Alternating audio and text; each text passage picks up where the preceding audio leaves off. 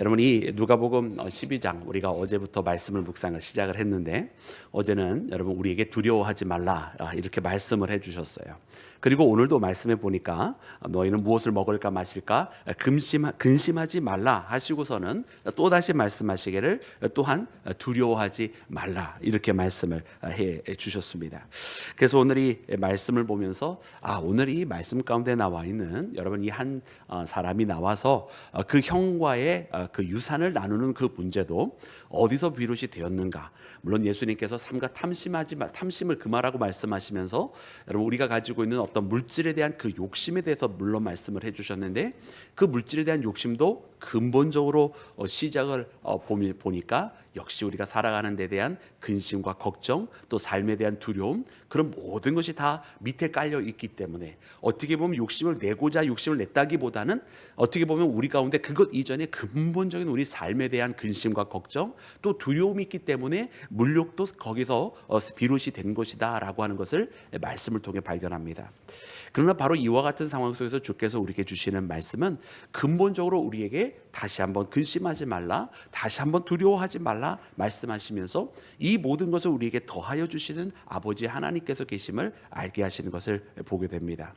그러므로 사랑하는 여러분 오늘 이 말씀을 통해서 여러분 우리를 사랑하시고 또 우리를 지키시고 돌보시는 여러분 아버지 하나님을 의지하고 또 너무나 우리를 사랑하셨기 때문에 그의 아들 예수 그리스도를 우리 가운데 보내주셨다고 하는 것을 믿고 의심하지 않는 우리 모두가 되기를 주님의 이름으로 축원합니다. 그러면 오늘 말씀을 조금 더 자세히 하나씩 보기를 원합니다. 여러분 먼저 오늘 본문 말씀에는 여러분 한 사람이 와서 예수님 앞에 여러분 그 제 유산을 나누는 문제를 가지고 이야기했을 때 예수님께서 누가 나를 이런 물건 나누는 자로 세우느냐라고 하시면서 반문하시는 모습 또 거기에서 어떻게 보면 책망하시는 모습이 나오는데요. 여러분 그 책망의 모습 한번 다시 읽어 보기를 원합니다. 우리 다 함께 읽을 때 오늘 본문 말씀 13절부터입니다. 13절부터 우리 15절까지 말씀입니다. 우리 다 같이 합독해서 읽겠습니다. 시작. 무리 중에 한 사람이 이르되 선생님 내 형을 명하여 유산을 나와 나누게 하소서 하니 이르시되 이 사람아 누가 나를 너희의 재판장이나 물건 나누는 자로 세웠느냐 하시고 그들에게 이르시되 삼가 모든 탐심을 물리치라 사람의 생명이 그 소유에 넉넉한데 있지 아니하니라 하시고 아멘. 할렐루야. 사람의 생명이 그 소유의 넉넉함에 있습니까 없습니까? 네, 한 두세 분 말씀하셨습니다. 자, 우리 생명이요 우리 소유의 넉넉함에 있습니까 없습니까? 네, 감사합니다. 제가 옆구리 찔러서 인사받은 것 같습니다.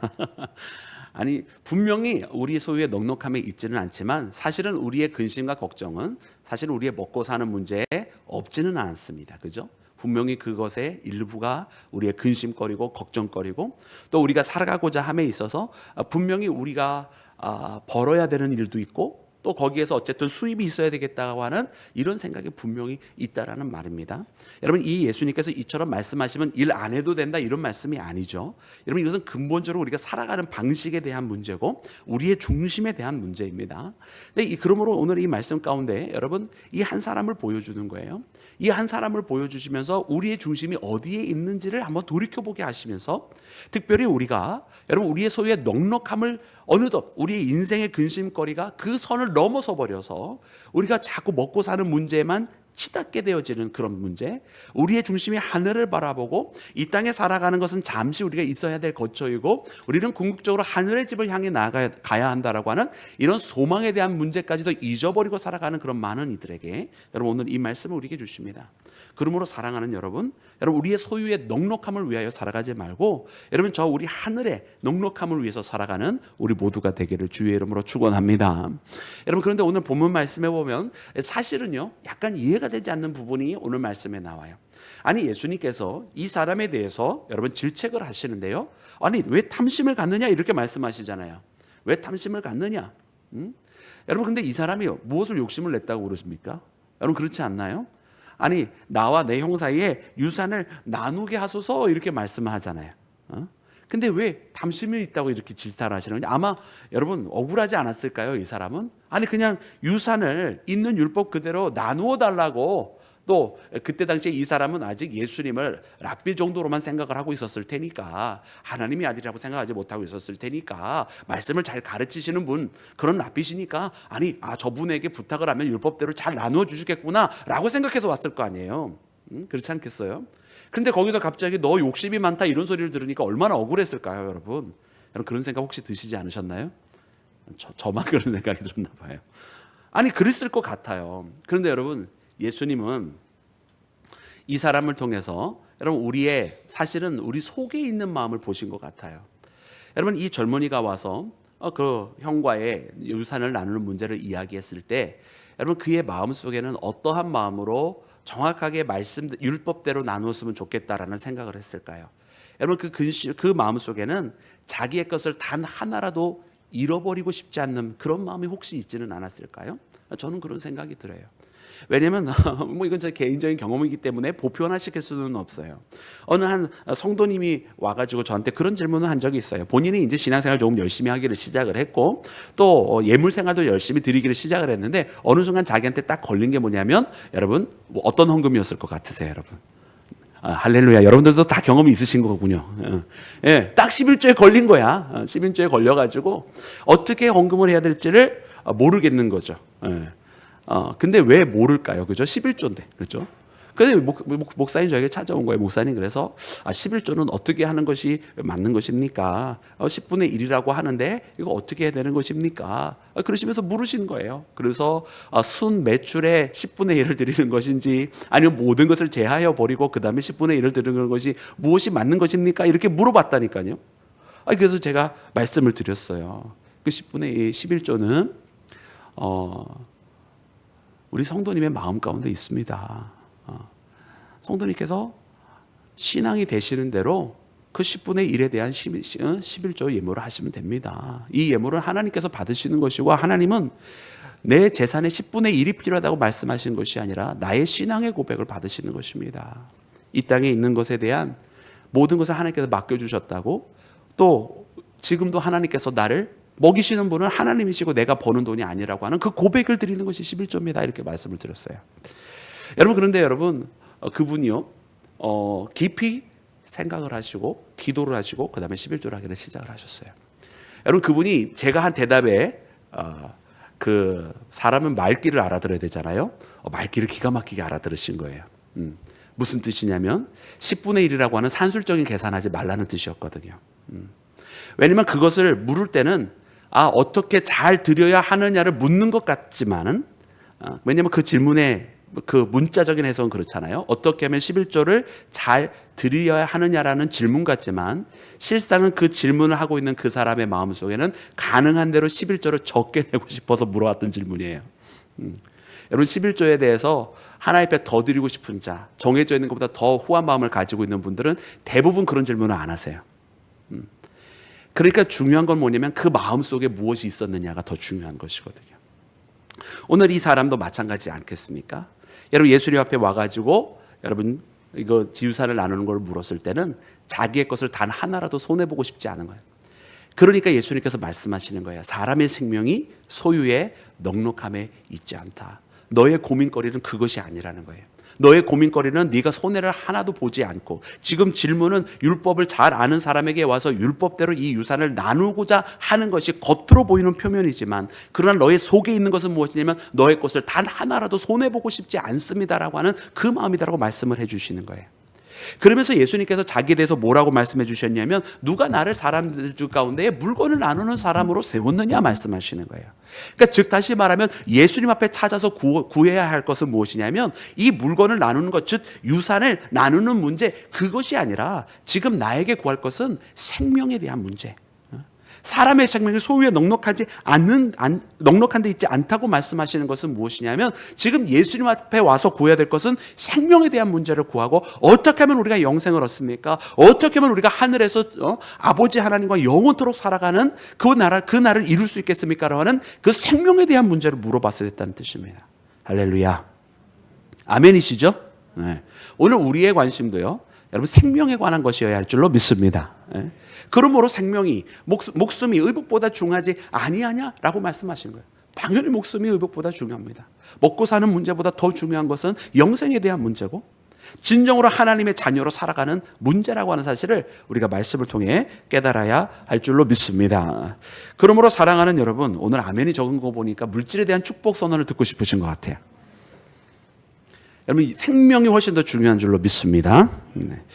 여러분, 그러므로 오늘 이 말씀 가운데 다시 한번 이 사람에 대한 비유를 넘어서서 예수님께서 다른 비유로 말씀하신 것이 거기에서 어떠한 부자가 있는 거예요. 이 부자가 그 곳간이 여러분 이렇게 하리라 하면서 그 곳간을 헐어버리고 더 많은 물건을 쌓아두게 하였다라는 거잖아요. 그때 예수님이 이렇게 말씀하셨습니다. 우리 하나님 이 비유를 통해서 주시는 말씀, 우리 19절과 20절 말씀을 함께 읽기를 원합니다. 우리 다 같이 합독합니다. 시작. 또 내가 내 영혼에게 이르되 영혼아 여러 해 쓸 물건이 많이 쌓아 두었으니 평안히 쉬고 먹고 마시고 즐거워하자 하리라 하되 하나님은 이르시되 어리석은 자여 오늘 밤에 내 영혼을 도로 찾으리니 그러면 내 준비한 것이 누구의 것이 되겠느냐 하셨으니 아멘. 아멘. 여러분, 하나님께서 그날 밤 그 영혼을 찾아가시면 여러분 그가 자기 창고를 넓혀 놓고 거기에다가 더 축적해 놓은 것이 무슨 소용이 있겠습니까? 여러분, 그는 이 땅에 자기의 창고는 가득 채웠는지 모르지만 예수님께서 말씀하시기를 이것은 저 하늘에서는 자기 하나님에 대하여는 전혀 부유하지 못한, 하나님에 대하여서는 가난한 자가 하는 행동이라 말씀하시는 거예요. 여러분, 하나님에 대하여 부자가 되어야 되는데 하나님 앞에 쌓아놓은 것이 많은 자가 되어야 되는데 이 땅에만 쌓아놓은 것이 많고 저 하늘에는 쌓아놓은 것이 전혀 없는 사람이 바로 이와 같은 행동을 한다는 거예요. 왜? 그의 마음은 생명에 대한 마음이었고 의복에 대한 마음, 먹고 사는 문제에 대한 마음만 가득하기 때문이라고 예수님께서 분명히 말씀해 주십니다. 그러면서 여러분, 예수님께서 이처럼 질책하시는 것은 그저 그 사람의 욕심과 탐심에 대한 말씀만 하시는 것이 아니라 우리가 처음부터 이야기한 것처럼 근본적으로 우리 사람들이 가지고 있는 두려움, 근심, 걱정, 여러분 이것이 있기 때문에 예수님께서 하신 말씀이에요. 그러므로 예수님께서 말씀하십니다. 너희는 무엇을 먹을까? 무엇을 마실까? 근심하지 말라. 여러분, 이 말씀을 한 번만 하는 것이 아니라 반복해서 말씀하세요. 21절에 말씀하시고 29절에 말씀하시고 너희는 무엇을 먹을까? 무엇을 마실까? 근심하지 말라. 구하지도 말라 말씀하세요. 아버지 하나님께서는 우리에게 이것이 다 있어야 할 줄 아시는 분이시라는 겁니다. 여러분, 우리는 주님의 나라를 구하라고 말씀하고 계세요. 그러면 이 모든 것을 다 더하여 주신다고 말씀해 주셨습니다. 할렐루야. 여러분, 그러니까 이 말씀을 보면서 여러분 우리 가운데 다시 한번 우리가 무엇 때문에 살아가는지를 깨달아야 돼요. 여러분, 예수님께서는 이렇게 말씀을 해주셨어요. 우리 그 말씀 함께 읽기를 원합니다. 여러분, 우리 25절과 26절 말씀 함께 읽겠습니다. 시작. 또 너희 중에 누가 염려함으로 그 길을 한 자라도 더할 수 있느냐? 그런즉 가장 작은 일도 하지 못하면서 어찌 다른 일들을 염려하느냐? 아멘. 아멘. 여러분, 아멘이시죠? 아멘입니다. 네. 여러분, 우리의 길을 한 자라도 더할 수 없다 그랬어요. 그죠? 무엇을 먹을까 마실까? 여러분, 근심하고 염려하는 것. 여러분, 그 근심과 염려를 해서 이 문제가 해결이 되면 염려해야죠. 네.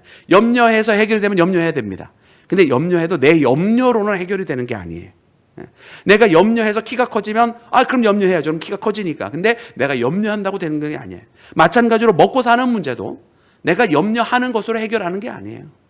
여러분, 어떤 심리학자가 통계를 냈잖아요. 우리의 근심과 염려 중에 95%는 우리가 스스로 해결할 수 있는 게 아니라고.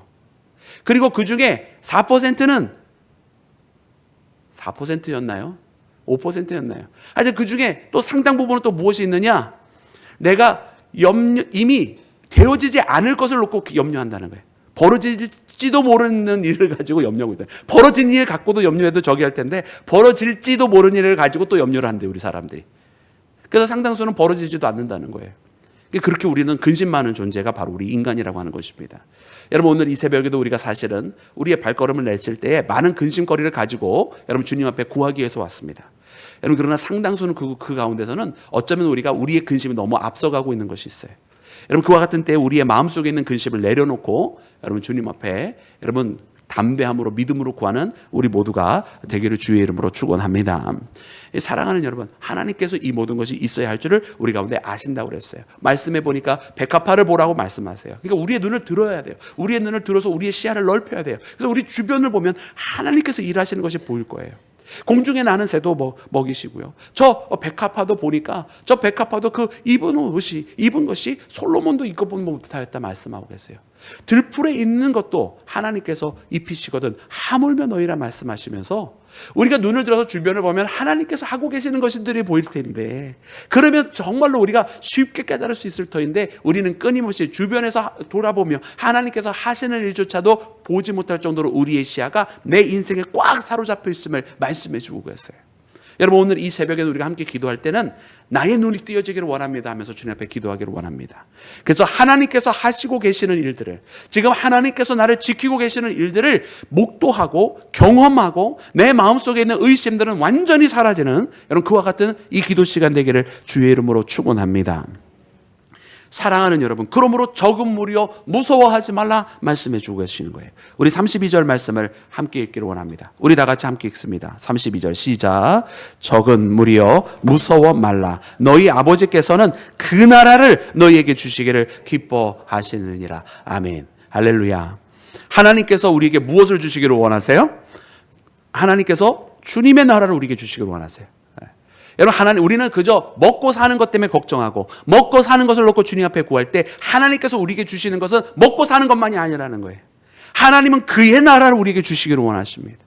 여러분, 하나님께서 주님의 나라를 우리에게 주시기를 원하실 때 여러분 먹고 사는 것 문제 정도에 하나님께서 여러분 넉넉하게 해주시고도 남지 않겠습니까? 여러분, 우리의 생명이 사람의 소유에 넉넉함이 있지 않다 말씀하시며 주님의 나라를 우리에게 주시겠다 말씀하시는 하나님 앞에 여러분 우리의 기도의 제목이 완전히 달라져야 되지 않겠습니까? 여러분, 마치 여러분 한 위대한 제국의 왕이 그의 자녀에게 내가 이 나라를 너희에게 주겠노라 그러는데, 여러분 그 자녀가 내일 아침밥 뭐 먹어요? 점심밥 뭐 먹어요? 자꾸 이러고 있으면 여러분 그 왕이 어떤 마음을 갖겠어요? 여러분 그 나라를 맡길 수 있겠습니까? 없겠습니까? 침묵하시는 건 모르셔서 그러는 거예요? 아니면 답하시기 어려우셔서 그런 거예요? 여러분, 하나님의 마음이 무엇인지 아시겠죠? 하나님의 마음은 그 나라를 주시겠다고 말씀하시는 것이고요. 무엇을 먹고 마실까를 걱정하는 것은 오늘 먹을 아침밥이 뭐예요? 점심밥이 뭐예요? 걱정하는 거하고 똑같은 거예요. 여러분, 오늘은 우리 이 새벽에 우리의 영혼이 진정으로 깨어 여러분 주님 앞에 구하여야 할 것을, 주님의 나라를 구하는 우리 모두가 되기를 주의 이름으로 축원합니다. 여러분, 예수님 앞에 두 명의 사람이 찾아왔어요. 한 사람은 여러분들이 잘 아시는 사케오라고 하는 세리장이었습니다. 여러분, 그는 원래 그의 인생을 다 사람들로부터 배신자라고 하는 소리를 들을지라도 세상의 것을 구하며 살아갔던 사람이기에 그가 그냥 세리가 아니라 세리장이라고 하는 자리까지 올라간 사람이에요. 그러나 그가 예수님을 만났습니다. 그때 예수님께서 예수님 앞에 나오게 되었던 그가 자기의 재산의 절반을 가지고 사람들을 나눠주고 네게 토색한 것이 있으면 4배나 갚겠다고 그랬어요. 여러분, 그는 이도 아브라함의 자손이라고 하는 소리를 듣고 내가 오늘 이 사람의 집에 유하회를 하려고 주님 말씀하시면서 여러분 그와 함께 하시게 됩니다. 여러분, 이 사케오는 예수님과 함께하는 사람이 되었고 여러분 예수님을 따르는 사람이 되었는 줄로 믿습니다. 여러분, 그는 구원을 받았을까요? 안 받았을까요? 그는 분명히 구원을 받은 자입니다. 여러분, 한 율법을 잘 아는 사람이 여러분 예수님 앞에 찾아왔습니다. 여러분, 이 사람이 예수님 앞에 어떻게 하여야 영생을 얻겠나이까? 이렇게 질문을 했어요. 여러분, 이와 같은 사람에게 예수님께서 이야기하셨습니다. 누가 어떻게 알고 있느냐 그랬더니 하나님을 사랑하고 이웃을 사랑하고 이 모든 것은 자기가 다 행하였다라고 이야기하는 거예요. 그 모든 것을 다 행하였대요. 하나님을 사랑하고 이웃을 사랑하고 이거 다 행했대요. 율법대로 너무나 잘 알고 있는 사람이고 이 사람의 마음속에는 율법대로 다 지켰다는 거예요. 오케이, 좋다. 그럼 네가 한 가지 부족한 것이 있으니 네 재산을 다 나눠주고 너는 나를 따르라. 예수님께서 그 사람을 제자로 부르셨어요. 네가 가지고 있는 그 재산 다 나눠주고 나를 따르라니까 이랬어요. 여러분, 그랬더니 그 사람이 어떻게 했습니까? 말씀해 보니까 근심하여 돌아갔다 그랬어요. 여러분, 만약 그 사람의 인생에 예수님이 전부였다고 한다면 그것을 다 내어놓고 예수님을 따라갈 수 있었을 거예요. 근데 그 사람은 아직도 무엇이 더 중요했어요? 자기의 삶이 더 중요했어요. 혹시 이 시간에 저 사케오처럼 4분의 1 절반이 아니라서 이렇게 말씀하시면 안 돼요. 그의 중심을 바라보셨어요. 여러분, 오늘 우리는 주님 앞에 우리의 중심을 드리는 자 되기를 주의 이름으로 축원합니다. 여러분 어떤 어저께 말씀을 묵상하면서 우리 교회 집사님 중에 한 분이 너무나 귀한 이런 믿음의 고백을 해주셨어요. 그러니까 그분이 어떤 이야기를 하셨냐면, 아니 왜 하나님은 또 예수님은 성경 말씀에 맨날 우리가 할 수 없는 거, 또 세상적인 이치에 안 맞는 것만 이렇게 요구하시는지 모르겠다고 그러는 거예요. 그래서 자기가 어렸을 때부터 신앙생활하는 사람인데, 모태 신앙인인데 정말로 이 말씀에 거부감, 저항감 이런 게 생기더라는 거예요. 왜 할 수 없는 것들만 항상 요구하시느냐는 거죠.